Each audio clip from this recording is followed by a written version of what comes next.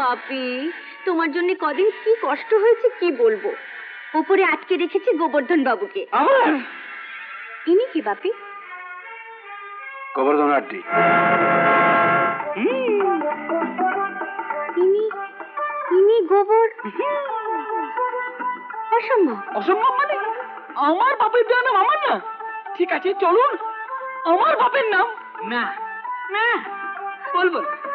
আগে উপরে যে গোবরা আছে সে তার বাপের নামটা বলুন, তারপর প্রবীর বাবু মিলিয়ে নিলেই বুঝতে পারবেন কে আসল আর কে জোচ্চোর। বাজে কথা বলবেন না। গোবর্ধন বাবু, কিরে, তুই যে বললি গোবর্ধন বাবু ঘরেই আছেন?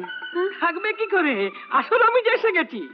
আপনার কথা শুনে বোধহয় কেটে পড়েছে। কিন্তু গেল কোন দিক দিয়ে?